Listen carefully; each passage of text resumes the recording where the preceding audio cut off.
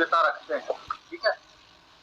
तो मैं homework check करूंगा, पहले होमवर्क चेक कर लो पिछले का टॉपिक क्या था, हमने क्या पढ़ाया था। पहले मैं नया टॉपिक शुरू कर देता हूँ, मेरा जोश थोड़ा सा कम ना हो जाए, इसलिए मैं चाहता हूँ कि अपना जोश पहले आज की क्लास को स्टार्ट करने में ही दिखाऊं, ठीक है। तो आइए हम नया टॉपिक स्टार्ट करते हैं। आज का टॉपिक बड़ा ही महत्वपूर्ण है और आज का टॉपिक बोलने से पहले मैं आप सबों को याद दिलाऊंगा श्रीमद् भागवत गीता, ठीक है। मैं अपना दिखाऊं जो मैं पढ़ता हूं।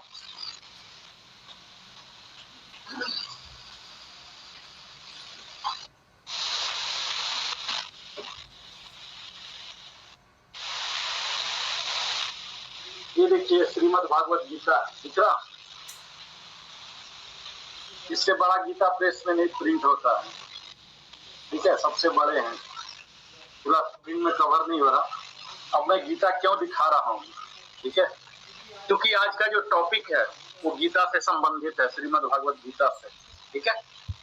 गीता क्या है, पूरा कथन है, किसी का वाक्य है, किसी कोई वक्ता थे और कोई श्रोता थे। तो वक्ता श्रोता के लिए क्या होते हैं, श्री कृष्ण ने पूरा गीता को वाच दिया है ना, किसको सुनाया, सर्वश्रेष्ठ धनुर्धर अर्जुन को, है ना। और फिर हम लोग क्या करते हैं, उसको एक्सप्लेन करते हैं, बोलते हैं कि श्री कृष्ण ने ऐसा बोला, अर्जुन ने ऐसा बोला, है ना।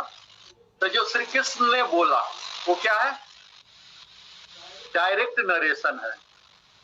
जितने भी श्लोक हैं, कोई भी आदमी एक भी श्लोक बोल पाएगा। आकाश जी आपको याद होगा, कोई भी एक श्लोक बताइए।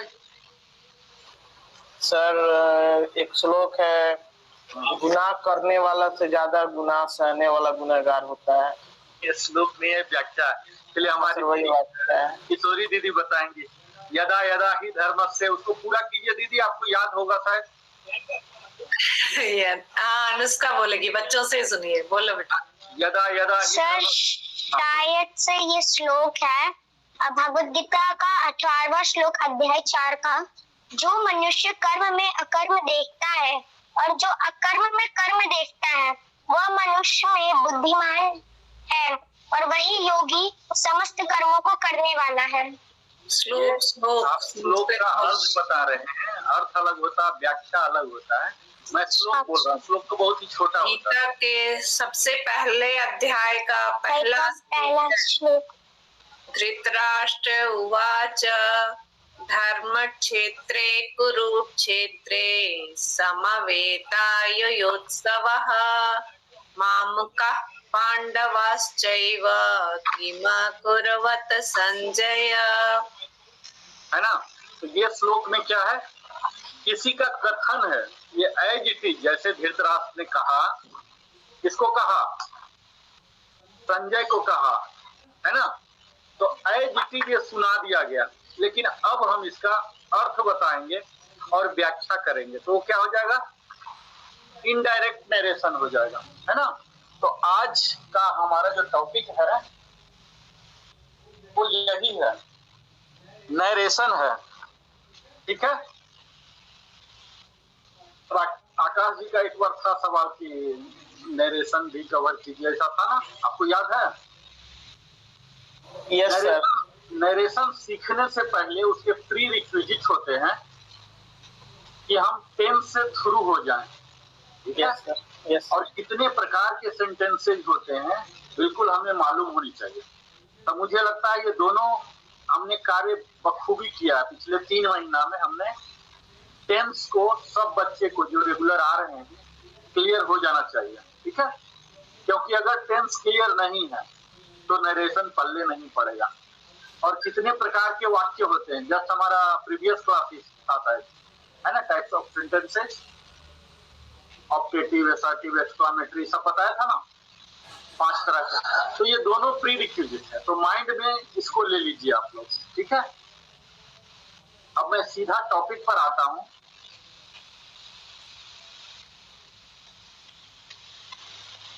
नरेशन, जैसा कि आप समझ पा रहे हैं, ये 2 तरह का होगा, ठीक है।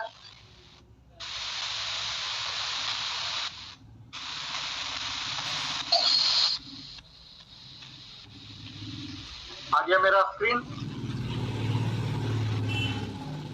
दिख रहा आप लोग को? Yes sir. Yes sir. Yes sir. मैं भी दिख रहा हूँ कहीं? Yes sir.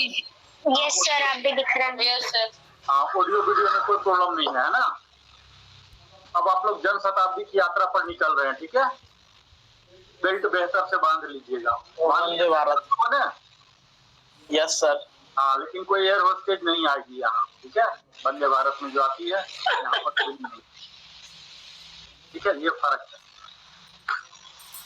तो हम आज का क्लास करने जा रहे हैं डायरेक्ट और इनडायरेक्ट नरेशन, ठीक है? इसीलिए हमने श्रीमद् भागवत गीता को दिखाया और दीदी ने श्लोक भी सुनाया, ठीक है? ये श्लोक क्या है?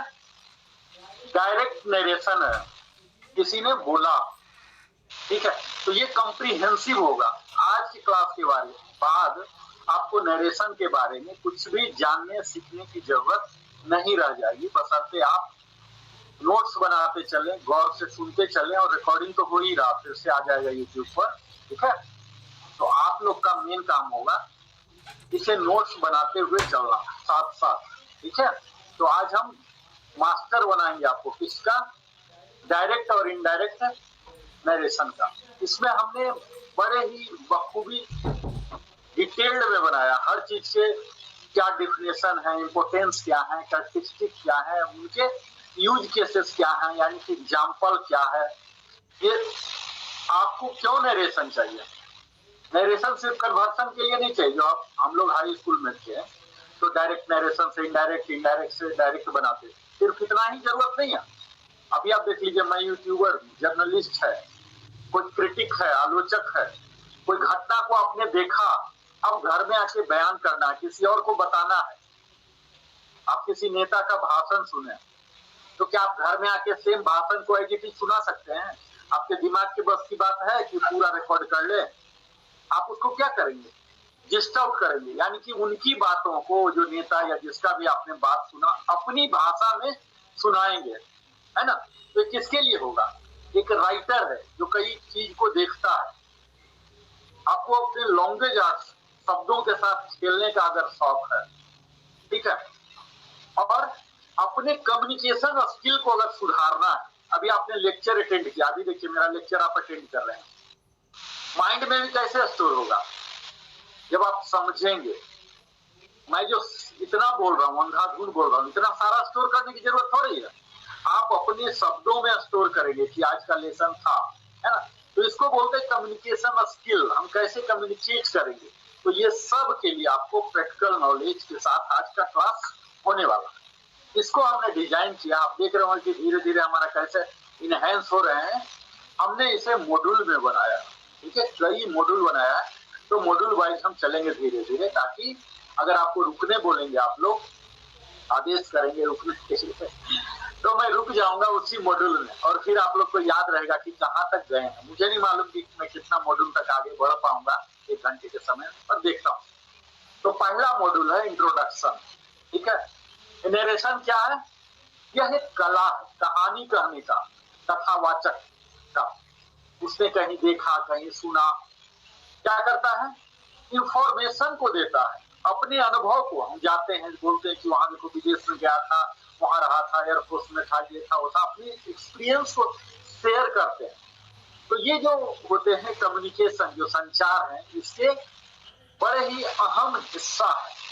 इससे हम नैरेटिव बनाते हैं और इस तरह की बात करते हैं जो सामने वाला इंगेज हो।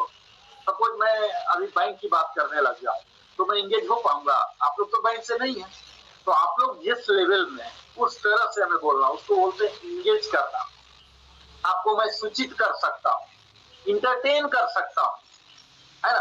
तो ये कई तरह के यूज है नरेशन का। इसके कोर वैल्यू ये क्या है? मेनली हम मैसेज को ट्रांसफर करते हैं एक से दूसरे के पास।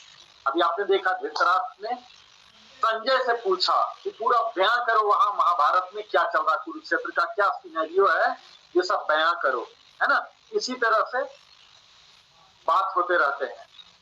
कृष्णवाच, धृतराष्ट्रवाच, संजय वाच, दुर्योधन वाच, ऐसे ऐसे करके होते रहते हैं। 750 श्लोक है।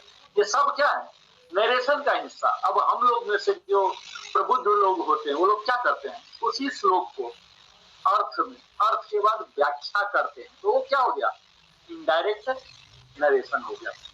तो ये इसके कई तरीके होते हैं। पहला होता है डायरेक्ट नरेशन, इसमें क्या होता है जो गीता में बार बार बोल रहा हूँ, जो श्लोक है संस्कृत में एग्जैक्ट वर्ड्स जो बोला गया, चाहे श्री कृष्ण के द्वारा, अर्जुन के द्वारा, है ना, तो इसको डायरेक्ट कोट बोलते हैं।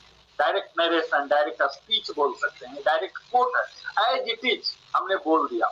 लेकिन एज इट इज तो रिप्रोड्यूस करना मुश्किल है ना। अभी देखिए जब बच्चों से मैंने पूछा तो क्या बोलने लगे, वो अर्थ बोलने लगे, क्योंकि अर्थ उनके माइंड में स्टोर है, उसको बोल सकते हैं। अभी गीता का श्लोक जो 750 है, कईयों को शायद 2-4 भी याद ना हो, लेकिन उनको सब पता होगा कि कर्म करो फल की इच्छा न रखो, ऐसे ऐसे मतलब 20 श्लोक का वो भावार्थ बता देंगे, लेकिन एग्जैक्ट श्लोक नहीं बताएंगे। तो ये क्या है, हमारे माइंड में जो स्टोर होता है वो इनडायरेक्ट नरेशन जो होता है इजीली स्टोर हो जाता है, और डायरेक्ट नरेशन स्टोर करना बड़ा मुश्किल होता है। ठीक है, तो इनडायरेक्ट नरेशन क्या हुआ, जो किसी ने बोला उसी के मैसेज को जब हम ट्रांसफर करते हैं, विदाउट उसके एग्जैक्ट वर्ड्स को नहीं लेते हैं, उसके थीम को लेते हैं, भावार्थ लेते हैं, ठीक है, और उसको क्या कर देते हैं, समराइज भी कर देते हैं। और इसमें देखते हैं कि समराइज में उसकी ब्रेविटी जो है, उसका जो भावार्थ है, ऐसा नहीं कि उसको ही हम बदल दें। मॉड्यूल 1 में ही हम क्या देखेंगे, डिफरेंस बिटवीन डायरेक्ट और इनडायरेक्ट नरेशन को देखेंगे। अगर दोनों को हम अंतर नहीं कर पाए तो हमारा क्लियर कम्युनिकेशन नहीं होगा। ठीक है, तो अगर आपको मास्टरिंग करना है तो इस कंसेप्ट को समझना पड़ेगा कि क्या डायरेक्ट होते हैं, क्या इनडायरेक्ट होते हैं, तभी आप अपने जो बताना चाहते हैं, जो मैसेज देना चाहते हैं सामने वाले को, एक्यूरेटली कर सकते हैं। अभी कोई रिपोर्टर है, वो क्या करता है, यहाँ घटना हो गया, दुर्घटना हो गया, कुछ भी हो गया, वो देख रहा है, वो थोड़े बोल रहा है कि मैं ये सब देख रहा हूँ, कमेंट्री नहीं करता है, ऐसा होना चाहिए था, ऐसा नहीं होना चाहिए था, वो अपने शब्दों में बोलता है। तो रिपोर्टिंग है, स्पीच को रिपोर्टिंग किया जा रहा है इफेक्टिवली, और इस प्रकार किया जाता है कि मिसअंडरस्टैंडिंग ना हो, ऐसा ना कुछ उल्टा पुल्टा बोल दे। जब हम बात करते हैं, अभी आप देख रहे हैं कि मैं बात कर रहा हूँ तो एड्रेसिंग मोड में है, मेरा जो नॉर्मल टोन होता है कन्वर्सेशन में, आपसे अगर मैं फोन पर कभी बात करूंगा या कभी मुलाकात हुआ तो उस टाइम हमारा टोन अलग होता है। तब जो हम बात कर रहे हैं उसका क्या टोन है, क्या उसमें उतार है, चढ़ाव है, मॉड्यूलेशन है, ये भी डिपेंड करते हैं। वही बात खाना दो, खाना दो, खाना दो, कितना अंतर हो गया है, क्या है हमारा टोन का।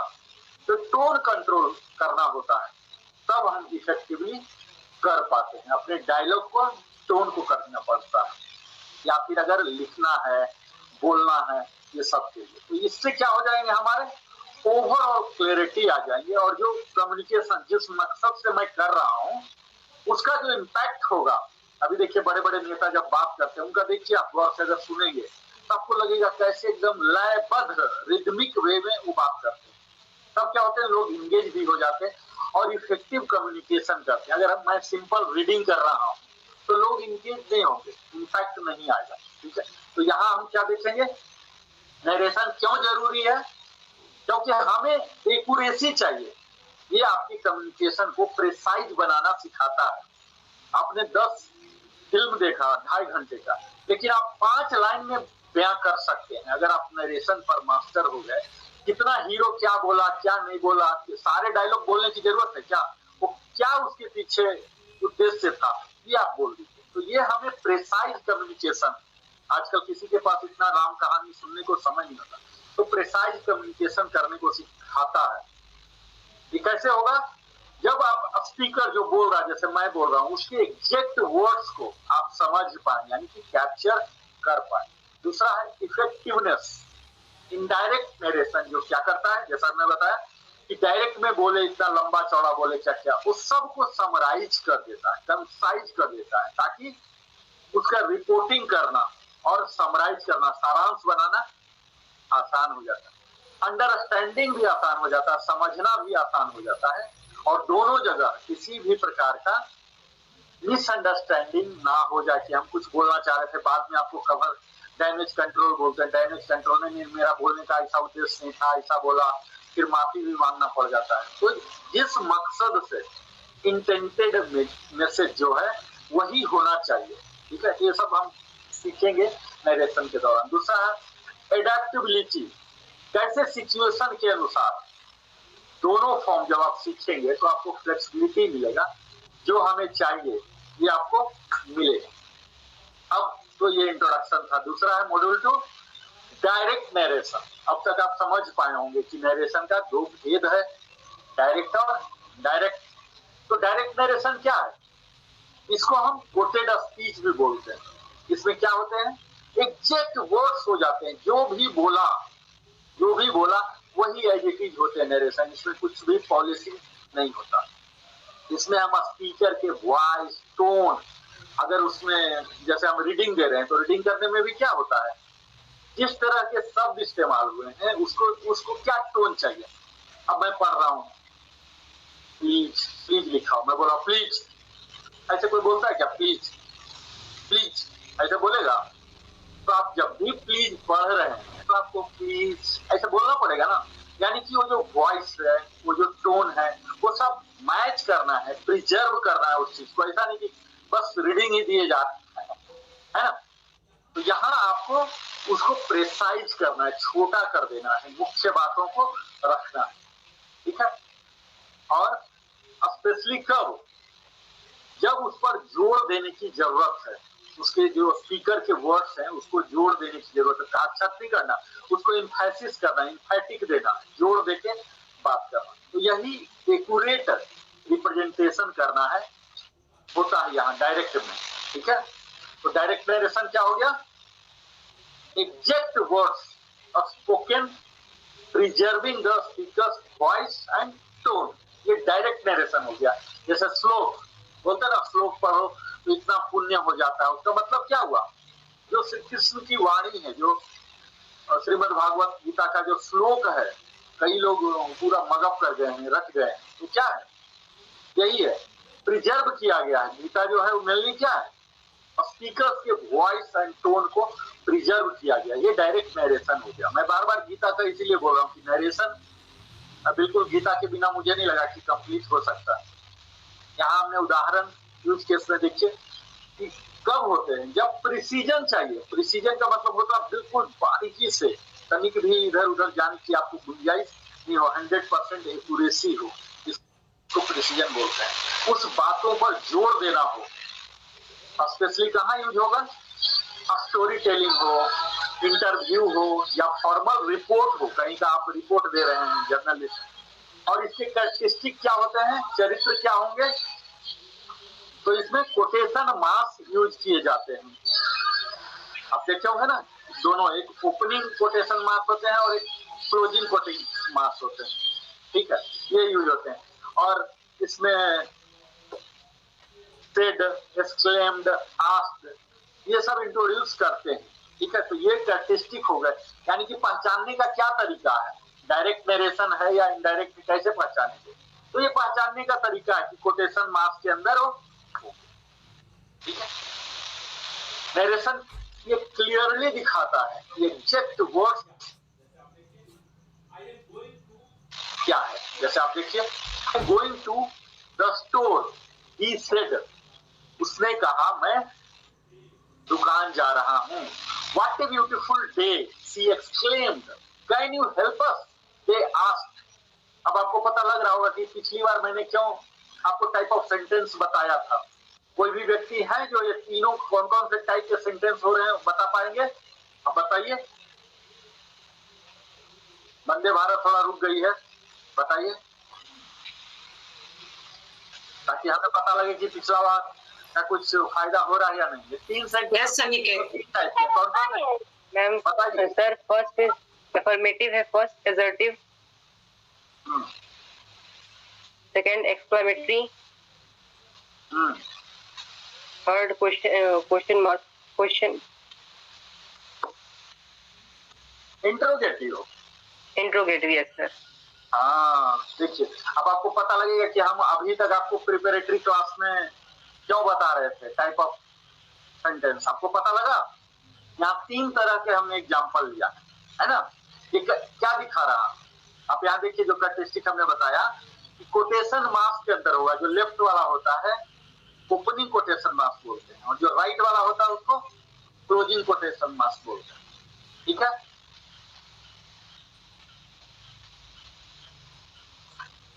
जी चंद्रकेतु है, कोई हैंड रेज किए हैं, बोले बोलिए।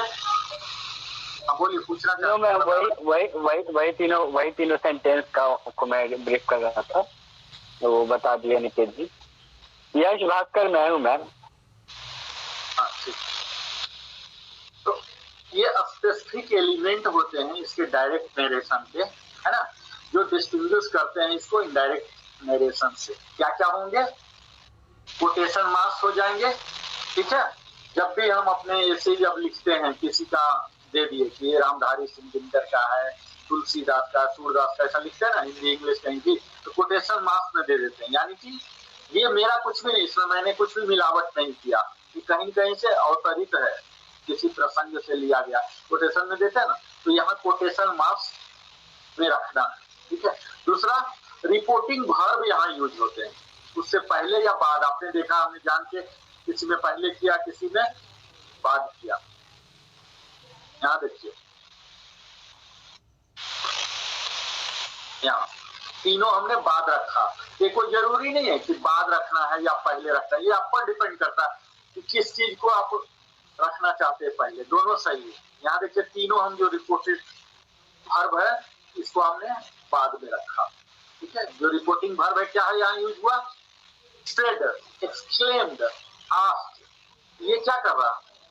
कोटेड स्पीच को, जो रिपोर्टेड स्पीच है, दो हिस्सा हो गया इसका, देख लिया ना। पहला क्या हुआ? Reporting verb, said, told, asked, exclaimed, जो भी रहेंगे। और दूसरा रिपोर्टेड स्पीच, यानी कि मेन जो कथन है, जो कोटेशन मार्क्स के अंदर है, जिसके लिए सारा तामझाम तैयार किया गया, इसे रिपोर्टेड स्पीच या कोटेड स्पीच कर सकते हैं। उसके बाद क्या कैरेक्टर हो गया इसके? Preservation of tense and pronouns, जिसमें वो बोला है, डायरेक्ट नरेशन में जब भी रहेगा, आप नहीं उसको इज को वाज को भी ऐसे नहीं करेंगे, जो भी वो जैसे बोला ऐसे ही आपको रखना पड़ेगा। ओरिजिनल टेंस, प्रोनाउन जो भी है उसके अंदर वो रखना पड़ता है। ठीक है, डायरेक्ट नरेशन का बड़ा ही महत्व है। कहाँ कहाँ? बार बार मैं बोल रहा हूँ, कम्युनिकेशन में, स्पेशली कहाँ?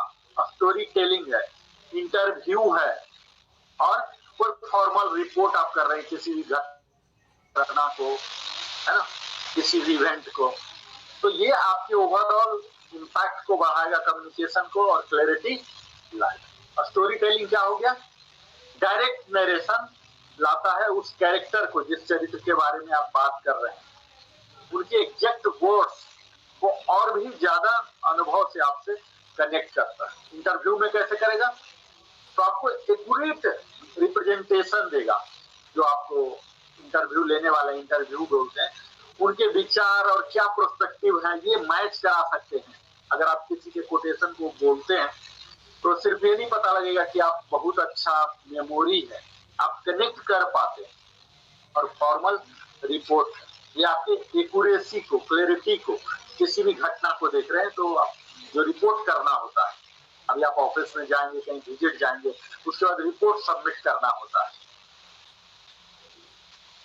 अब अगला क्या हो गया? Indirect narration. अभी तक हम देख रहे थे डायरेक्ट नरेशन, अब हम इनडायरेक्ट नरेशन देखेंगे। तो इनडायरेक्ट नरेशन को क्या बोलते हैं? Reported speech. ठीक है, ये सब मुझे बोलना चाहिए था इंग्लिश में ही, लेकिन मैं हिंदी में करके बोल रहा हूँ। क्यों बोल रहा हूँ? ताकि आपसे कनेक्शन एस्टेब्लिश कर सकूं, आपका हाथ के पास मेरा हाथ पहुंच सके, ना कि मैं ऊपर हूं और वहां से बोल रहे हैं आइए आइए आइए, मैं आपके पास गया हूं और फिर धीरे धीरे हाथ पकड़ के आपको नेक्स्ट लेवल में ले जाऊंगा। ठीक है, कायदे से इंग्लिश का क्लास इंग्लिश में ही होना चाहिए, लेकिन इंग्लिश का क्लास में हिंदी में मुझे लगता है पहली बार ऐसा हो रहा है। तो इनडायरेक्ट नरेशन, इसे क्या बोलते हैं? रिपोर्टेड स्पीच बोलते हैं, जिसमें हमने क्या करते हैं, जो भी व्यक्ति ने बोला, जो भी स्पीकर ने बोला, उसको सारांश बनाते हैं, समराइजिंग करते हैं, उसका मीनिंग क्या है, उद्देश्य क्या है, कहना क्या चाह रहा है ना। उसके एग्जैक्ट वर्ड को नहीं लेते हैं, वो क्या कहना चाह रहा, जा रहा है, मैं जा रहा हूँ, तो हम ये नहीं बोलेंगे मैं जा रहा हूँ। मैं जा रहा हूँ मतलब तो फिर मैं जा रहा हूँ, लेकिन मैं थोड़े ही, वो जो वक्ता था वो बोला मैं जा रहा हूँ, तो मैं जब बोलूंगा तो क्या बोलूंगा, सेम चीज नहीं बोल सकता जब मैं समराइज करूंगा। तो ये क्लैरिटी लाने के लिए, उसे और प्रिसाइज बनाने के लिए वो सब इस्तेमाल होते हैं डायरेक्ट नरेशन। ठीक है, ये किस पर फोकस करता है, उसके मैसेज को, उसका जो मेन थीम है, उद्देश्य, मूल उद्देश्य, जो डायरेक्ट नरेशन का केंद्रीय भाव है, उस केंद्रीय भाव जिस एसेंस ऑफ द मैसेज कहते हैं, वो आप तक ले आए, उसके एग्जैक्ट वर्डिंग को इस्तेमाल किए बगैर, क्योंकि एग्जैक्ट वर्डिंग हो सकता है कि हम अब कहानी कर रहे हैं, वहां प्रासंगिक न लगे, है ना। तो यहाँ कहाँ इस्तेमाल होंगे, समरी करने के लिए। हम लोग जब कहानी पढ़ते थे तो उसका समरी, सारांश करना होता था, 5-6 पेज के होते थे, और समरी बनाते थे 10-15 लाइन में, है ना, प्रेसी राइटिंग होता था। तो इसमें हम क्या करते थे, इतने लंबे लंबे चल रहे हैं, कन्वर्सेशन चल रहे हैं पात्र में, नायक नायिका में पात्र चल रहे हैं, दुनिया भर के कन्वर्सेशन, है ना, वार्तालाप चल रहे हैं नायक नायिका में, लेकिन हम उसको क्या कर देते हैं, सारांश बना देते हैं। तो इनडायरेक्ट नरेशन क्या होता है, कंसाइज वे है किसी भी स्पीच को रिपोर्ट करने के लिए, ठीक है। और ब्रेविटी, जब मैसेज को रिपोर्ट करना है विदाउट एग्जैक्ट वर्ड्स के इस्तेमाल किए हुए जब आप करेंगे, क्योंकि अगर सेम वर्ड्स आपने इस्तेमाल कर लिया तो कॉपी हो गया, फिर आपका क्या वैल्यू एडिशन हुआ, आप क्या समझे। आप सारांश जब भी लिखते हैं तो आपको टीचर क्या बोलते हैं, अपने शब्दों में, ना कि सेम टू सेम उतार, और एसेंस यानी कि उसका जो केंद्रीय भाव है उसको रहना चाहिए, एग्जैक्ट वर्ड्स को बिना यूज किए, ठीक है। इनडायरेक्ट नरेशन क्या करते हैं, यहां हम क्या क्या कर लेते हैं, उनके जो समय है, काल है, टेंस है, उनके जो सर्वनाम है, प्रोनाउन है, और रिपोर्टिंग वर्ब्स है, इन सब को चेंज करते हैं, लेकिन मैसेज का जो संवाद का अर्थ है वो सेम रखते हैं बिना एग्जैक्ट वर्ड्स यूज किए हुए। इससे क्या होते हैं, ग्रामेटिकल एक्यूरेसी जो होना चाहिए, व्याकरण के हिसाब से बिल्कुल सही रहता है, और प्रॉपर रिपोर्टिंग हो पाता है। अगर सेम टू सेम बोल दिए तो फिर यूज ही क्या रहा, फिर डायरेक्ट इनडायरेक्ट क्यों बना। डायरेक्ट मतलब कोई सीधा मैं बोल रहा हूँ, अभी जो मैं बोल रहा हूँ ये मेरे लिए डायरेक्ट हुआ, लेकिन आपके जो माइंड में स्टोर हो रहे हैं, जो आप नोट्स बना रहे हैं, जो घंटा बाद आप अपने सगे संबंधियों को बोलेंगे कि मैंने एक क्लास में अटेंड किया, मेरा वाला थोड़ी बोल पाएंगे, आप अपने हिसाब से बोलेंगे, इस सर ने बोला ये ऐसे कर, ठीक है। तो हम यहाँ क्या करते हैं, टेंस को चेंज करते हैं। अब टेंस, मुझे लगता है आज की क्लास में सबको टेंस से अवगत है। हमने 12 तरह के डिटेल में, हमें लगता है पहला 2 महीना जो था हमने टेंस के साथ ही अपना बिताया था, ठीक है। नरेशन का क्लास थोड़ा सा एडवांस होता है, जब तक टेंस ट्रू ही नहीं है तो फिर टेंस के साथ कैसे खेलेंगे, यहाँ टेंस के साथ ही खेलना है, चेंज करना क्या हुआ, खेलना है, ठीक है। तो इसके जो टेंस के ओरिजिनल स्पीच होते हैं उसको हम शिफ्ट कर देते हैं दूसरे टेंस में, ठीक है। दूसरा, प्रोनाउन को चेंज कर देते हैं, प्रोनाउन को एडजस्ट करना पड़ेगा, किस कंटेक्स्ट में बात किया गया, रिपोर्टेड स्पीच जो है वो क्या बोल रहा है, किसके बारे में बोल रहा है, तो यहाँ प्रोनाउन भी चेंज हो जाएंगे, इनडायरेक्ट नरेशन। उसके बाद रिपोर्टिंग वर्ब जो सेड, आस्क्ड, टोल्ड, ये सब होंगे, ये भी चेंज हो जाएंगे। आगे क्या मांग रहा, आपसे रिक्वेस्ट कर रहा है क्या, अगर रिक्वेस्ट कर रहा है तो सेड थोड़ा ही हो जाएगा, रिक्वेस्टेड हो जाएगा। अगर आपसे पूछ रहा है तो सेड थोड़ा ही हो जाएगा, वो फिर क्या हो जाएगा, कुछ पूछ रहा तो आस्क्ड हो जाएगा। तो इस तरह से रिपोर्टिंग वर्ब भी चेंज हो जाते हैं। इसी में हम क्या करते हैं, हमारे कहाँ यूज होते हैं, तो हमारे राइटिंग में होंगे, स्पीकिंग में होंगे, पार्टिकुलरली कहाँ, जैसे मैं बताया मैं यूट्यूबर हूँ तो मेरे लिए नरेशन बड़ा ही इम्पोर्टेंट होते हैं, क्योंकि मुझे बहुत रिसर्च करने पड़ते हैं कहाँ कहाँ। वो यूट्यूब जो मैं करता हूँ वो क्या एक तरह का जर्नलिज्म है, पत्रकारिता है, जो देखा उसको दूसरे तक पहुंचाना है, अपने तरह से चेंज करके, उसका क्या एसेंस है, क्यों कहना चाहते हैं, उसके भाव क्या है, केंद्रीय भाव क्या है, उसकी भूमिका क्या है, उसके पीछे क्या रहस्य है, तमाम तरह की चीजों को हमें अध्ययन करना पड़ता है। यही सब जर्नलिस्ट करते हैं। तो उसके लिए नरेशन चाहिए। आप दिन भर रिकॉर्ड कर रहे हैं, आप देखते होंगे आर्टिकल में, न्यूज़पेपर जब पढ़ेंगे तो हार्डली एक दो ही कोटेशन मार्क्स में आएंगे, मैक्सिमम लास्ट में एक दो जगह आएगा, उन्होंने ऐसा बोला, स्पोक्स पर्सन ने ऐसा बोला, सेड दिस, मैक्सिमम वो अपने तरह से कहते होता है। ठीक है, एकेडमिक राइटिंग है, वहां जरूरत पड़ेगा। और हर दिन हम बात कर रहे हैं, कहीं से बात किए, अभी दुकान वाला क्या बोला, घर में आके बोल रहे हैं कि दुकान वाला ऐसा बोला, ऑफिस में हम बैंक गए, वहां स्टाफ ने क्या बोला, हमने अकाउंट खोलना है, अकाउंट खोलने के लिए क्या क्या बोला, तो हम किसी और को बताएंगे, सेम चीज नहीं बोलेंगे, बोलेंगे आपको चाहिए। इस तरह से एवरीडे कन्वर्सेशन में भी हमें इसकी जरूरत पड़ती है। तो नरेशन जो है, स्पेशली इनडायरेक्ट नरेशन, एक पावरफुल टूल है। ठीक है, अब ये अलग बात है कि ये टूल है तो इतना ज्यादा आसान नहीं है। इसके लिए जो प्री रिक्विजिट है, टाइप ऑफ सेंटेंस, टेंस, ये सब पर आपको कमांड होना चाहिए, तब आप प्रभावी रूप से अपने बातों को रख सकते हैं। तो कहाँ कहाँ, जर्नलिज्म में, जहाँ की इनडायरेक्ट नरेशन यूज होते हैं। किस लिए, हम किसी नेता, अभिनेता, सेलिब्रिटी का इंटरव्यू करते होते हैं, उसके स्टेटमेंट को कैप्चर करते हैं। फिर एकेडमिक राइटिंग, आपको ऐसे राइटिंग होंगे, क्वेश्चन का आंसर एलाबोरेट, पीसीएस वगैरह में एलाबोरेट पूछा जाता है, तो वहां आपको यूज हो जाएंगे। फिर कन्वर्सेशन में हम जो वार्तालाप करते रहते हैं, यहाँ भी यूज होते हैं। अब आते हैं कन्वर्सन। ठीक है, अभी तक हमने नरेशन बता दिया, डायरेक्ट बता दिया, इनडायरेक्ट बता दिया, है ना। अब इसकी कन्वर्सन एक दूसरे में कैसे जाएगा, देखिए दोनों नायक और नायिका हैं, दोनों क्या कर रहे हैं, कन्वर्सेशन, है ना, कन्वर्सन।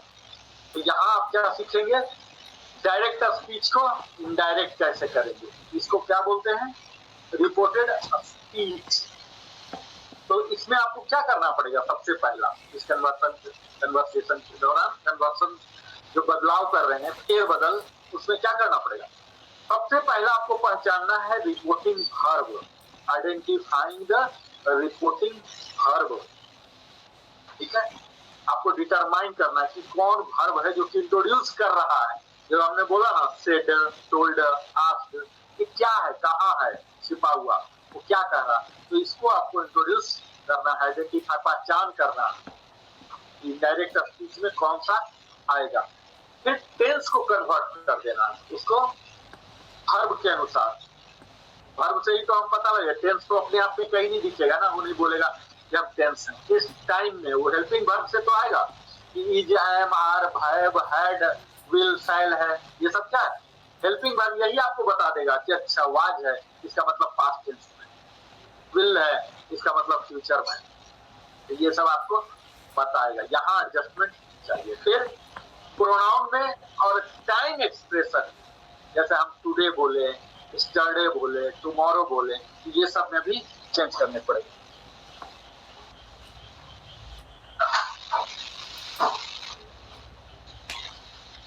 ये सब जो लिटिल बिट चेंजेस हैं, एडजस्टमेंट हैं, ये सब जब करेंगे तब आप कन्वर्सन कर पाएंगे। ठीक है, इसमें टेंस को हम क्या करते हैं, शिफ्ट करते हैं।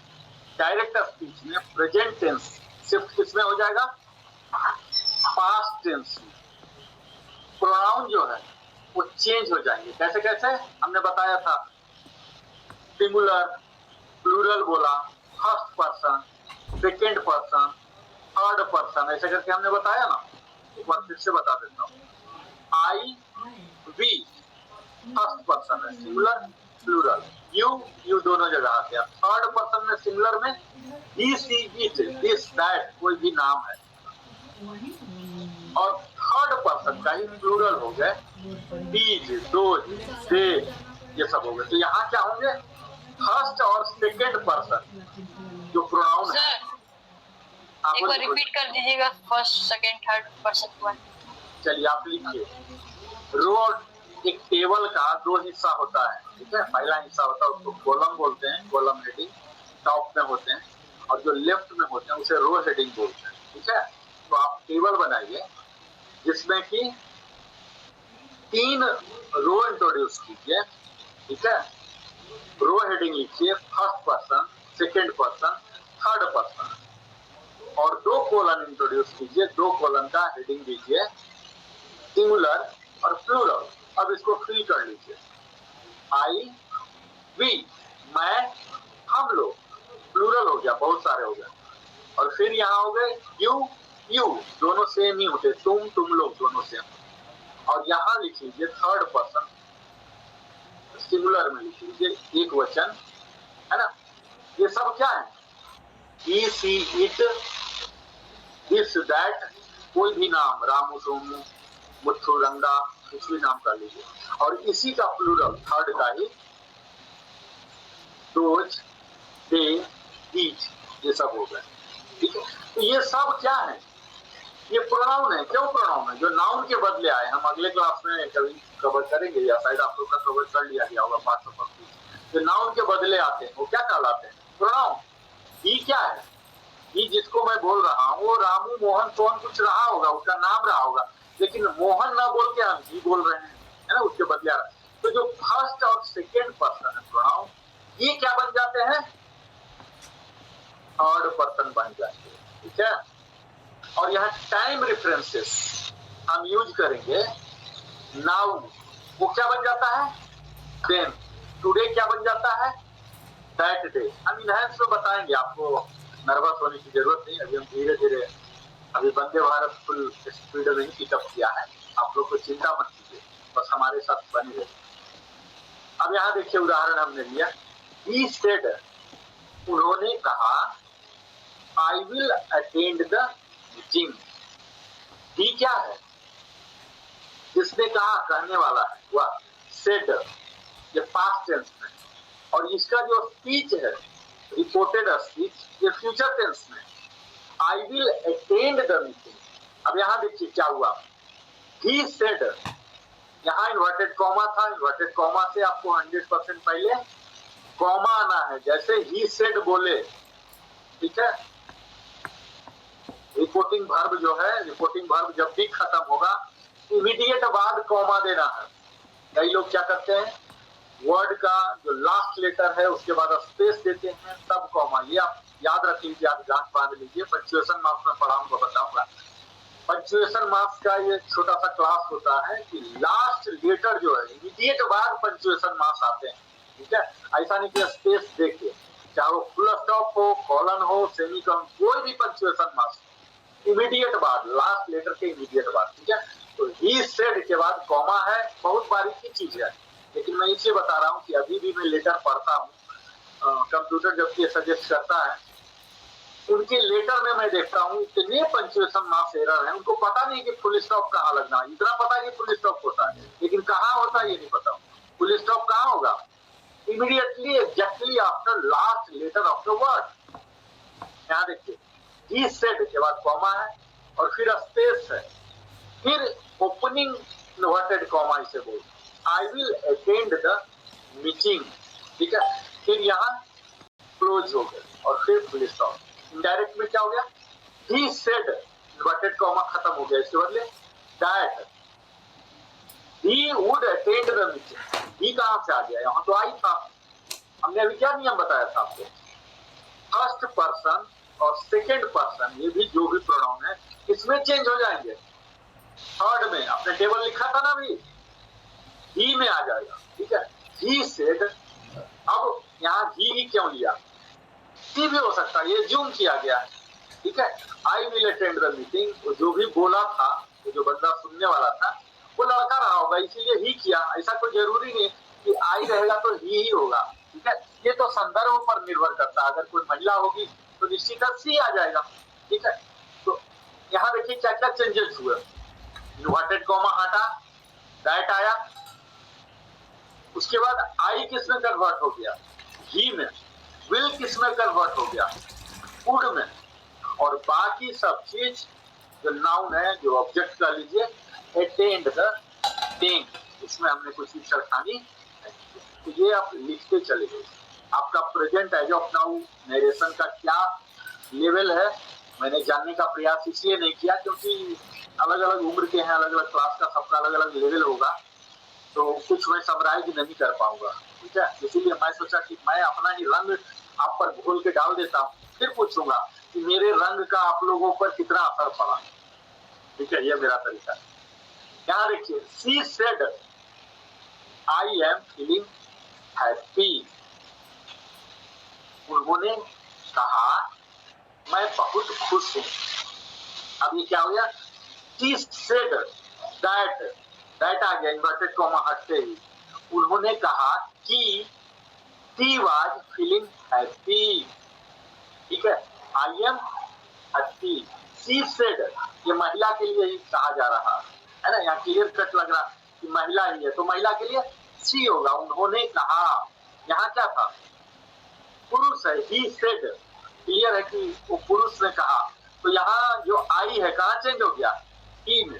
यहाँ देखिए, जो वक्ता है वो महिला है। She said I am feeling happy. यहाँ हमने क्या कर दिया? शी सेड दैट, उन्होंने कहा कि शी वाज फीलिंग हैप्पी, कि वह खुश महसूस कर रही हैं, खुश है ना। He asked, can you help me? उन्होंने पूछा क्या आप मेरी मदद कर सकते हैं? इसको जब हम इनडायरेक्ट बनाते हैं, He asked if, यहाँ देखिए वहां हम दैट कर रहे थे, यहाँ if कर दिए। क्वेश्चन वाला हम क्या कर देंगे? if I, यहाँ देखिए can you help me, you किसमें चेंज हो गया? आई में। I could help him. ठीक है, कैन कहा गया? कुड में गया। I could help him. अब है रिपोर्टिंग वर्ब। रिपोर्टिंग वर्ब क्या है? तो इसका पहले डिफिनीशन ही देख लीजिए। ये क्या करता है? इनडायरेक्ट नरेशन जो है इसको इंट्रोड्यूस करता है। स्पीकर का क्या इंटेंशन है, उसका क्या टोन है। अभी देखिए हम चिल्ला के बोल रहे हैं, खुशामद भाव में बोल रहे हैं, अलग अलग भाव में, तो मेरे आवाजों से आप समझ ही जाएंगे। लेकिन जहां लिखना है तो कैसे समझेंगे? उसके टोन के, उसके मूड को, इंटेंशन को कैसे समझेंगे? तो शब्दों के साथ ही चलना पड़ेगा।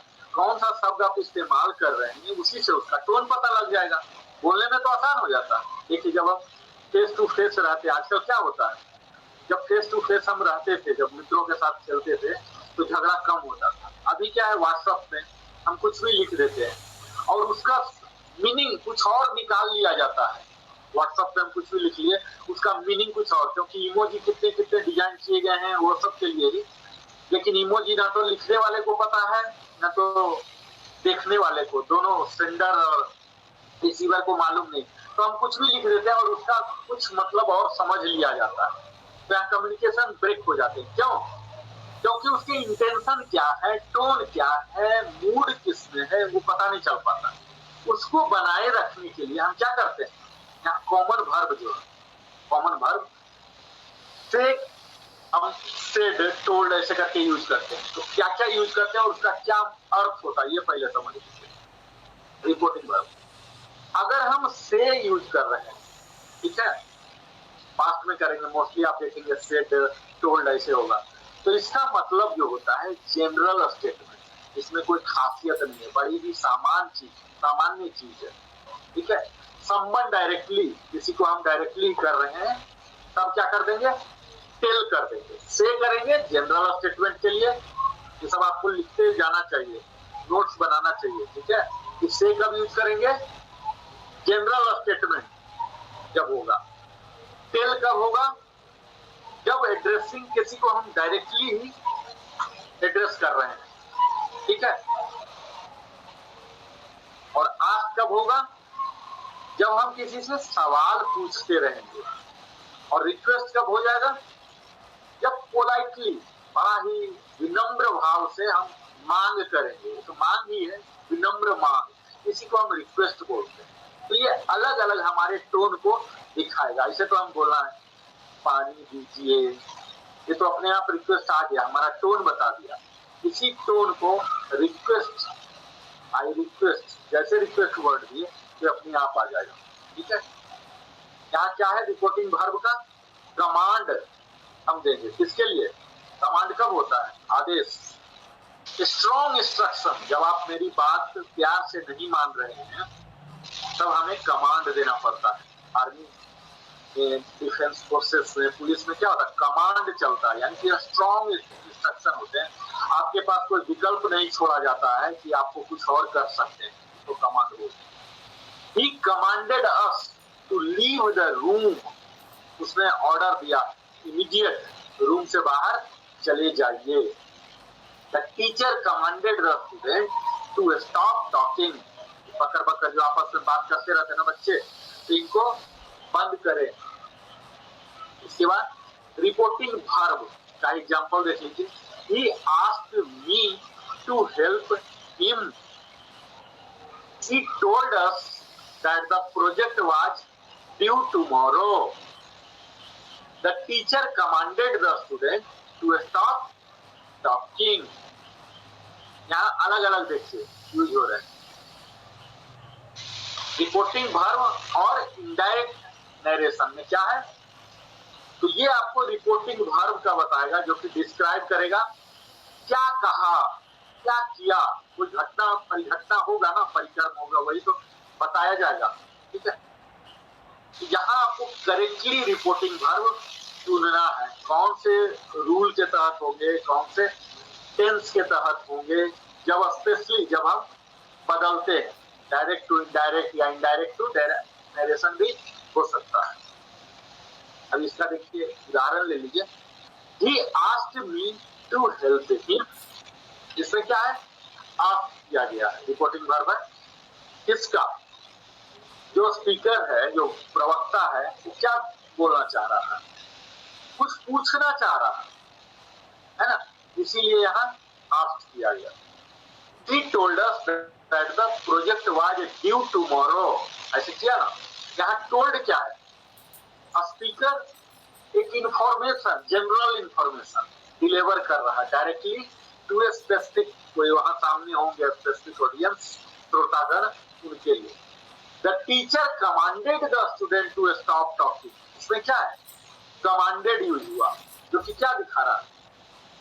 एक अधिकार दिखा रहा है, ऑथोरिटेटिव नेचर का। जब भी टीचर होंगे तो बच्चे से बात करेंगे तो क्या करेंगे? ऑथोरिटेटिव ही बात करेंगे, नहीं तो बच्चे तो यहाँ जंप करेंगे। तो उसके ऑथोरिटेटिव नेचर जो है, जब कमांड हमने बताया ना कि फौज में क्या होते हैं, सारे कमांड होते हैं, सब ऑथोरिटेटिव के द्वारा। आपके पास कोई विकल्प नहीं होता, जो भी बोला गया है वो आपको करना है, एग्जीक्यूट करना है स्पीकर के स्टेटमेंट। अब यहाँ राइट रिपोर्टिंग वर्ब को आपको चुनना होता है। ठीक है, उसमें क्या है? Tone and formality, specificity and context, clarity and precision. मुझे लगता है और डीप में जाऊं या टाइम हो चुका है और आप लोग को समय दूं? क्या इच्छा है आप लोग का? नहीं, अब इन लोगों से पूछ लीजिए कितना समझ आया। अब आगे मत बढ़ाइए क्योंकि 9 बजने ही वाले। हाँ, क्योंकि मैं तो वंदे भारत ड्राइवर हूँ, कुशल ड्राइवर। अब आप लोग को मौका मैं देता हूँ, ठीक है? मैं स्लाइड दिखाते ही चलूंगा ताकि आपको आसान हो। मैं स्लाइड में रखूंगा जिसके बारे में पूछूंगा ताकि आपको रिवीजन भी हो जाए साथ साथ, और आपको बताने में, आपने नोट्स नहीं बनाया तो नोट्स बनाने में भी फिर से मदद हो जाएगी। ठीक है सर, आपका वीडियो नहीं आ रहा। आवाज नहीं आ रहा? सर ऑडियो आ रहा है लेकिन वीडियो नहीं आ रहा।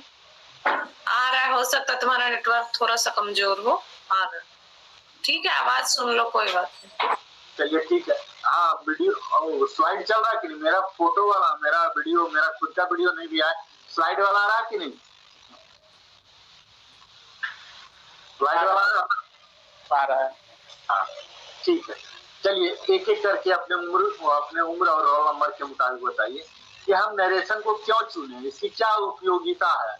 आकाश जी आप बताइए। सर, किसी और के भाषा को अपने भाषा में बताने के लिए। भाषा नहीं, वक्तव्य, मतलब मैसेज। Yes sir, message. वक्तव्य आप बोल सकते हैं, वक्तव्य सुटेबल शब्द है हिंदी में। Okay sir. किसी और के मैसेज को खुद के मैसेज में बतलाने को नरेशन में यूज करते हैं। चलिए अनिकेत जी आप बताइए इसका कहाँ कहाँ मुख्यतः इस्तेमाल है? स्टोरी टेलिंग में किसी से बात करते टाइम। Yes sir. और एक मेन पॉइंट तो आपने बताया ही नहीं, जो मैं अपने से रिलेट करके आपको बार बार बोल रहा हूँ, कौन सा? ग्रामर में। हाँ? ग्रामर। जर्नलिज्म, पत्रकारिता। Yes sir. किसी को रिपोर्ट करना है, किसी को इंटरव्यू लेना है, तो नरेशन के बिना होगा? No sir. अगर आपको नरेशन कन्वर्सन नहीं आ रहा तो आप उनके शब्दों के साथ खेल पाएंगे, इंटरव्यू ले पाएंगे? No sir. हाँ, तो ये इसका इस्तेमाल है। यहाँ तक किसी को दिक्कत नहीं है? भास्कर जी बताएं। आदर्श बोलो 1 by 1। हाँ अनुष्का बोलो। नो सर कोई प्रॉब्लम नहीं। ठीक है, आपके लिए दूसरा क्वेश्चन है अनुष्का के लिए। क्या बताइए, यहाँ बताइए आप इससे कितने प्रकार की क्या है मुख्यतः? क्या सर? नरेशन का जो इंट्रोडक्शन में मैंने बताया, आपके दिमाग में क्या लगा, क्या करता है ये नरेशन? सर नरेशन हेल्प करता है स्टोरी टेलिंग में, रिपोर्टिंग में, और सर मुख्यतः देखिए पॉइंट लिखा हुआ, पॉइंट ही पढ़ लीजिए, स्लाइड में दिख रहा आपको पॉइंट। Yes sir. वो point direct. Okay sir. Direct point पढ़िए। Okay sir. Accuracy, direct narration ensure precious communication, capturing the speaker's exact words. Sir इसका मतलब ये है कि डायरेक्ट जो नरेशन होता है उसमें जो स्पीकर बोल रहा होता है, जो वर्ड वो हम एग्जैक्ट वर्ड बता रहे होते हैं किसी को, उसे डायरेक्ट नरेशन बोलते हैं। बट इनडायरेक्ट नरेशन जो होता है वो समराइज किया होता है, ठीक है, तो जो हम समराइज करते हैं। आपको यहाँ क्या बोलना है, पॉइंट में एक्सप्लेन नहीं करना है, एक्सप्लेनेशन के लिए मैं आपको सिर्फ बोलना है कि इससे क्या होगी, नरेशन सीखने से हमारे एक्यूरेसी आएंगे, इफेक्टिवनेस आएंगे, अंडरस्टैंडिंग बढ़ेगी, एडेप्टेबिलिटी आएंगे। आपको कीवर्ड्स याद करना, मैं यही चाहता हूँ कि आप लोग रिपीट करें वो कीवर्ड्स। एक्सप्लेनेशन तो आप कर ही लेंगे, है ना? ये चार पॉइंट आपको याद हो गया। अभी कौन बच्चा नहीं बोला, कौन बच्चा अभी नहीं बोला था? एक बच्चा कोई था सर। आप बोलिए चारों point. Accuracy, accuracy, effectiveness, understanding, adaptability. चलिए, यहाँ डायरेक्ट नरेशन में हमने क्या बोला? आकाश जी आप बोलिए। हमने दो हिस्सा किया ना, ये नरेशन। जी सर। हाँ बोलिए। डायरेक्ट नरेशन, डायरेक्ट नरेशन का हमने 3 चीज बताया, ठीक है? सबसे डिफाइन किया, फिर यूज केस बताया, और फिर उसके कैरेक्टरिस्टिक को बताया। आप सिर्फ डिफिनीशन बताइए डायरेक्ट नरेशन का। सर डायरेक्ट नरेशन का मतलब कोई भी स्पीच जो है डायरेक्ट वे में मैसेज देंगे, उसको डायरेक्ट स्पीच बोलेंगे। आप सबसे पहला तो ये जान लीजिए कि जिस वर्ड को हम डिफाइन करते होते हैं, ये सर सॉरी वर्ड को इस्तेमाल नहीं करते, उसके डिफिनीशन है सर। एग्जैक्ट मतलब वर्ड में बोलेंगे, जैसे क्या करेंगे? मतलब किसी इंसान को सर उसके भाषा में समझाएंगे, तो उसको डायरेक्ट स्पीच कहेंगे सर। आप कह सकते हैं कि जो भी प्रवक्ता है उसके एक्चुअल वर्ड्स को, एग्जैक्ट वर्ड्स जो बोला है, यहाँ देखिए लिखा हुआ एग्जैक्ट वर्ड्स आर स्पोकन, इसको आप बोल सकते हैं कि स्पीकर्स एक्चुअल वर्ड क्या बोला, एक्चुअल वॉइस एंड टोन, इसको भी कैप्चर करते हैं, है ना? जी डायरेक्ट नरेशन। अब यहाँ एग्जैक्ट वर्ड्स तो रहेगा ही, लेकिन हम वॉइस और टोन कहने का मतलब क्या है? कहाँ हम सेड लगाएंगे, कहाँ टोल्ड लगाएंगे, कहाँ आस्क लगाएंगे, रिक्वेस्टेड लगाएंगे, एक्सट्रीम ऐसे आएगा अभी आगे आगे, ठीक है ना? Yes sir. तो ये सब इसमें आएंगे, ठीक है। Yes sir. एसेंशियल पार्ट क्या क्या है इसके, आपको बता दूं। Direct narration. पहला क्या होगा, capital letter. Direct Yes, sir. Narration जब भी शुरू होगा किससे होंगे, कैपिटल लेटर से। फर्स्ट वर्ड जो होंगे कैपिटल लेटर होंगे। दूसरा क्या होंगे, ये क्या होंगे, इन्वर्टेड कॉमा के अंदर, यस सर। ठीक है। Yes sir. और इन्वर्टेड कॉमा के बाद क्या हो जाएंगे, वो ये पहले जो रिपोर्टिंग वर्ब है, इसके बाद क्या होंगे, ही सेड, उसके बाद क्या होता है, कॉमा। कॉमा। ये याद रखिएगा ये स्ट्रक्चर, ठीक है। Yes sir. 3 चीज याद रखिए। सबसे पहला कहाँ से स्टार्ट होगा, पहला वर्ड जो होगा, पहला लेटर जो होगा कैपिटल होगा। उसके बाद होंगे, यस सर। और जो रिपोर्टेड वर्ब है ना, इसके बाद कॉमा होगा। कॉमा होगा। Yes. Comma, he asked, comma, सब स्पेस, सब इन्वर्टेड कॉमा, ठीक है। तो Yes, ये sir. इसके कैरेक्टरिस्टिक हो गए। चलिए एग्जांपल आप लोग दीजिए एक एक। आई एम गोइंग डायरेक्ट का इसके अलावे बोलना है आप लोगों को। Yes sir. फटाफट बोलिए। बता रहे हैं सर। हाँ फटाफट बोलिए, स्क्रीन पर है लिखा हुआ। I am riding bike, she said. I am well सबसे छोटा सा सेंटेंस, आई एम वेल, है ना। I am well, my brother said. Aniket आप बोलिए, एक उदाहरण बोलिए।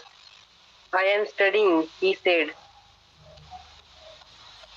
आप बोलिए। अनुष्का आप बोलिए। दूसरे टाइप ऑफ सेंटेंस में, सेंटेंस को चेंज कीजिए, एक ही सेंटेंस में मत रखिए।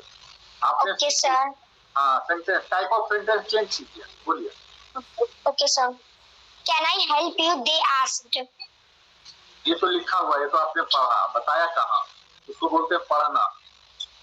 मैं तो बोलना पढ़ने थोड़े बोला।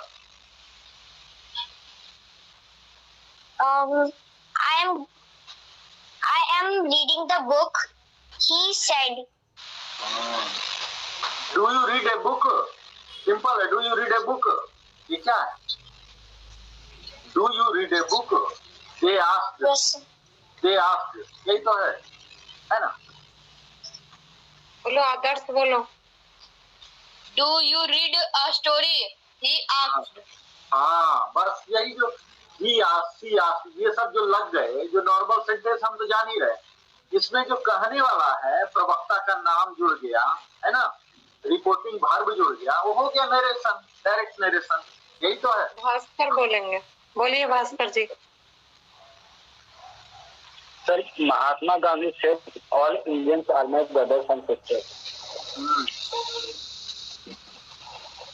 अच्छा, तो यहाँ हमने देख लिया कोटेशन मार्क्स, रिपोर्टिंग वर्ब, है ना, और टेंस और प्रोनाउन कैसे चेंज होंगे, ये सब हम डिटेल में देखेंगे, ठीक है। आज की पहला क्लास में नरेशन इतना आसान सब्जेक्ट नहीं है कि आपको दिमाग में रखना है। कहाँ कहाँ इस्तेमाल होता है ये भी हमने देख लिया, स्टोरी टेलिंग में, इंटरव्यू में, फॉर्मल रिपोर्ट्स में, है ना। और यहाँ हम क्या करते हैं, जब इनडायरेक्ट नरेशन में क्या करते हैं, डायरेक्ट से इनडायरेक्ट में, ये मेनली किस लिए इस्तेमाल होते हैं इनडायरेक्ट वाले, समरी करने के लिए, ब्रेविटी के लिए। Yes sir. यानी कि जो रिपोर्टिंग कर रहे हैं वो एकदम करेक्टली हो, एग्जैक्ट वर्ड्स जहाँ देना है, और एसेंस उसका जो भाव है, ये सब भी रहना चाहिए, है ना। और हमने चेंजेस के लिए आज एक झलक में सिर्फ देखा क्या क्या हम कर सकते हैं यहाँ चेंजेस के लिए। रूल भी आपने देख लिया थोड़ा सा, है ना। अब हम जाते हैं अपने फाइनल सेक्शन में, जो लास्ट टाइम से इंट्रोड्यूस किया था। हमने लास्ट टाइम क्या लिया था वर्ड, इसको याद है, लास्ट टाइम हमने कौन सा वर्ड लिए थे सर? रिपोर्टिंग वर्ब लिए थे। ये तो हो गया, ये हो गया। हमने क्या लिया था, डायरेक्ट और indirect speech. Conversion of narration. हम लिया था हार्ड वर्क, नरेशन को छोड़ दीजिए, अब पोटली बांध दीजिए, ठीक है, अब थोड़ा माइंड फ्री कर दीजिए। प्रीवियस क्लास का अब नेक्स्ट सेक्शन में हम आ चुके हैं। पिछली बार हमने बोला था ना कि इस बार से सेक्शन यूज कर रहे हैं, तो नरेशन का भी एक माइंड में ओवरव्यू बन गया ना। एक ही दिन में पूरा चाहिए तो मैं करा सकता हूँ, इसमें कोई बात नहीं है, लेकिन क्या होता है ओवरव्यू होना चाहिए। अभी नरेशन के बारे में हल्का सा आइडिया आया ना, कैसे बदलते हैं, क्या है ना। बहुत भास्ट है, बहुत भास्ट, पूरा टेंस इसके अंदर, इसके गोद में बैठा हुआ। टेंस अपने आप में इतना बड़ा है और वो इसके गोद में रहता है, आप समझ लीजिए। टाइप ऑफ सेंटेंस इतने बड़े हैं, वो सब इसके गोद में बैठता है। तो इसके लिए थोड़ा सा आपको पेशेंस चाहिए, थोड़ा धीरे धीरे समझेंगे। एक बार में अगर मैं बोलूंगा तो मुझे लगता है कि वो न बताने के बराबर ही हो जाएगा, है ना। चलिए हम अगला सेक्शन में जाते हैं, क्विक। पिछला बार था मेरा टॉपिक हार्ड वर्क, ठीक। इस बार टॉपिक है नॉलेज इज पावर, ठीक है। इस पर आप सबों को 2-2 लाइन बोलना है, क्योंकि आपने जो अभी तक टेंस सीखा, सेंटेंस सीखा, ये सब का इस्तेमाल नहीं होगा तो क्या हो जाएगा, भूल जाएंगे। बोलते हैं गांव में कि भगोस जाएगा। भगोसना कौन बोल सकता है इंग्लिश वर्ड? भोजपुरी में बोलते हैं ना, भगोस गया, मतलब पूरा ही भूल गया, है ना। तो नॉलेज इज पावर, इसके बारे में 2-2 लाइन बोलिए, जो गलती सलती कुछ भी बोलिए। 3 बच्चा है आज हमारा स्टूडेंट, है ना। बोलिए आकाश जी, अपने रोल नंबर के मुताबिक फटाफट बोलिए। Your knowledge is your power, without knowledge. जोर मत बोलिए, देखिए आप अभी स्टूडेंट हैं, आप Yes, sir. नहीं कर रहे हैं, आप बोलिए आवर, माई, ऐसे। Sorry sir, my knowledge is my power, without knowledge I am nothing. 2 line बोलिए, 1 लाइन और। Without knowledge man like animal. Is the man is a like a animal. Yes sir. Next बच्चा अनिकेत, बोलिए फटाफट। Knowledge is very important.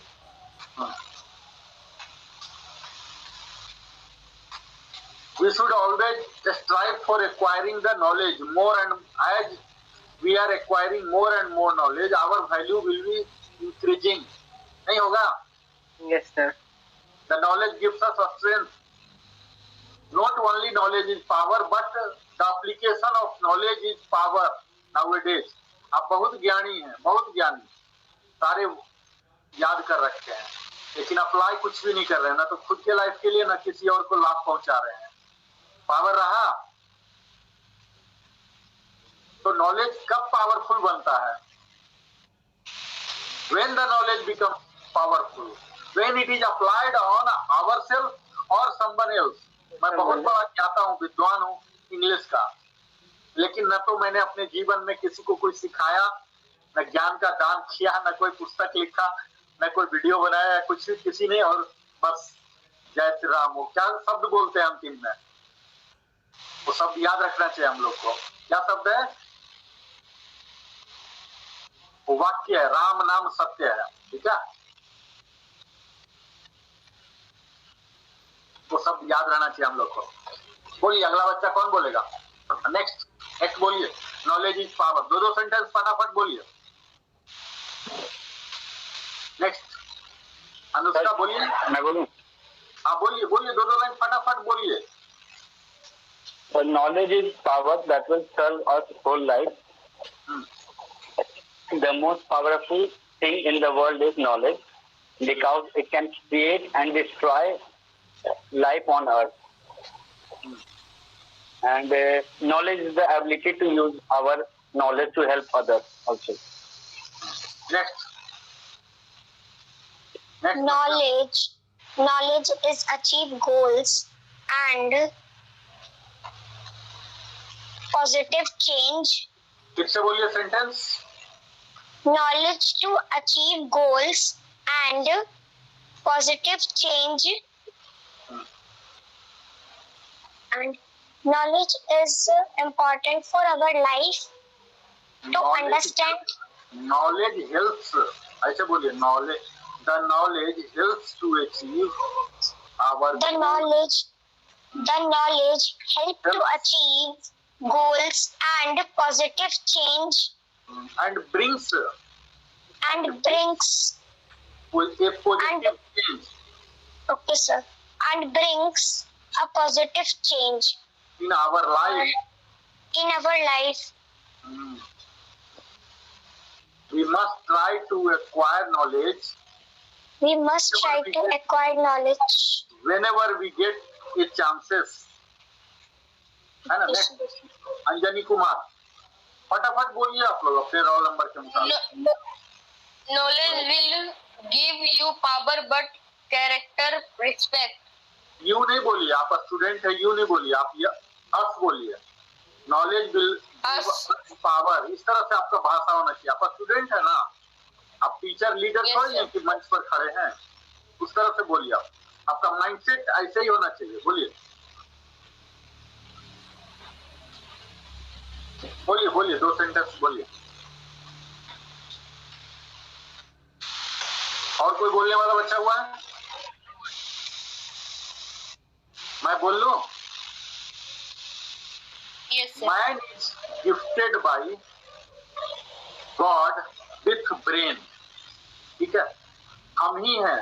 ऐसे brain सब में होता है, ऐसा नहीं कि पशुओं में ब्रेन नहीं होता, पर उसके क्या होता है, शॉर्ट मेमोरी। आप कुत्ते बिल्ली का स्टडी करेंगे ना, तो आपको क्या पता लगेगा कि कुत्ता अभी गया वहां बैठ गया, या बिल्ली वहां बैठ गया, फिर बैठ गया तो बैठ ही गया, फिर अचानक उठा कहाँ गया, और फिर वहां गया तो देख रहे वहां भी कुछ नहीं कर रहा, अचानक इतना दौड़ के गया था। तो उसका मतलब क्या हुआ, उसका इतना शॉर्ट मेमोरी है, नॉलेज नहीं है उसको।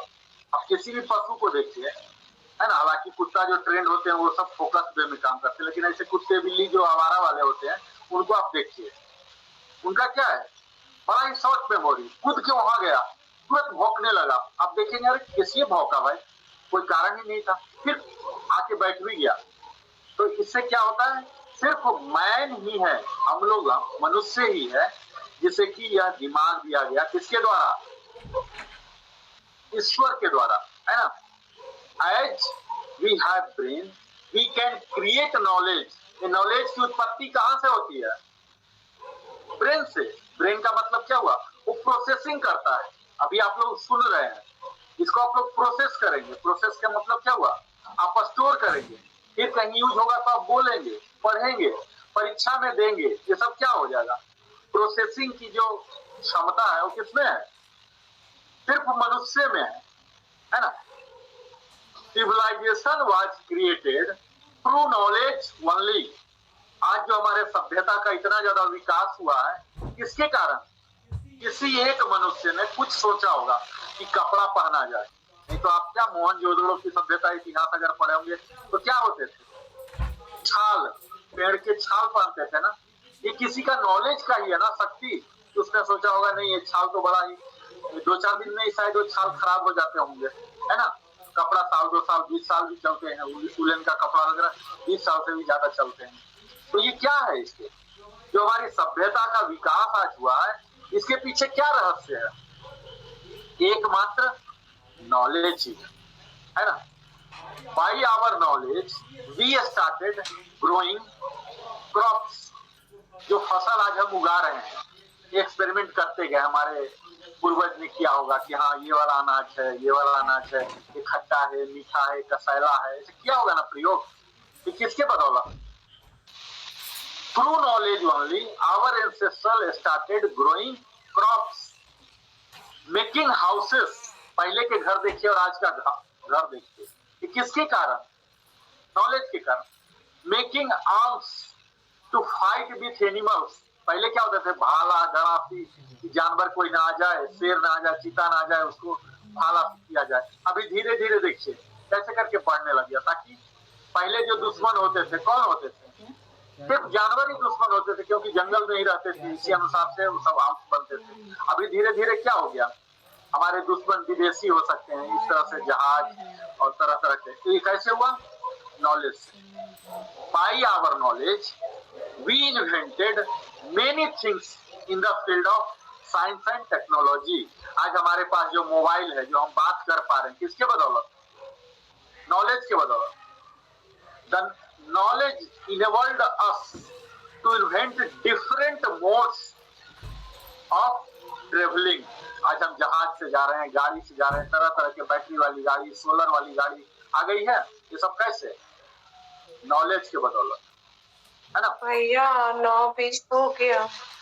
हाँ, तो अब हम बंद करते हैं और इसी प्रकार अगले दिन नरेशन होगा और उसके बाद ये जो हिस्सा है, न्यू हिस्सा सेक्शन, इसमें हम मुख्यतः ये जज कर पाते हैं कि आप लोग का क्या लेवल है और धीरे धीरे लेवल आपका बढ़ेगा। जैसे मैं तो अभी अंतिम में बताया, और मेरा जो टॉपिक होते हैं वो डुअल पर्पस के लिए होते हैं, ठीक है। पहला पर्पस तो आपको इंग्लिश का ट्रांसलेशन कैसे बना, है ना, इसका एक्सरसाइज करना, वो तो हुआ ही, असेसमेंट भी मैं करता हूँ। और दूसरा, इस टॉपिक के तहत मैं उस नॉलेज को भी बताना चाहता हूँ जिससे कि आपका संस्कार बने, जानकारी भी, ठीक है। तो बहुत बहुत धन्यवाद। कोई डाउट है तो बताइएगा। और पिछले बार आपने जो बना लिया बेहतर किया। इस बार का होमवर्क क्या है? इसी 3 टॉपिक, मात्र 3 टॉपिक देता हूँ कि नरेशन क्या है, ठीक है, डायरेक्ट नरेशन क्या है, इनडायरेक्ट नरेशन क्या है, उसकी क्या डिफिनीशन है, क्या स्टैटिस्टिक है, क्या एग्जाम्पल है, बस इतना है। हम अगले में विस्तार में चलेंगे कि कैसे कन्वर्सन करते, ठीक है। Thank you. सर एक बार होमवर्क रिपीट कर दीजिएगा। Thank you, sir, for the Good night, wonderful. क्या रिपीट कर दूं? सर होमवर्क क्या बोलेंगे सुनता। होमवर्क क्या है कि नरेशन क्या है, इसका क्या इस्तेमाल है, कितनी टाइप है, डायरेक्ट इनडायरेक्ट, दोनों डायरेक्ट इनडायरेक्ट में क्या भेद है, उनके क्या डिफिनीशन है, क्या स्टैटिस्टिक है, क्या एग्जाम्पल है, कन्वर्सन कैसे करते हैं, ये सब हमने बताया ना। इसी को आप यस सर। इसी को लिखिएगा, लिख लेंगे। Okay sir. हाँ, हिंदी में लिखिएगा, ठीक है। शुभ रात्रि। प्रणाम सर, शुभ रात्रि। शुभ रात्रि। फिर मिलते हैं। ठीक है। प्रणाम सर, शुभ रात्रि। ये अनुष्का और आकाश तमस्तु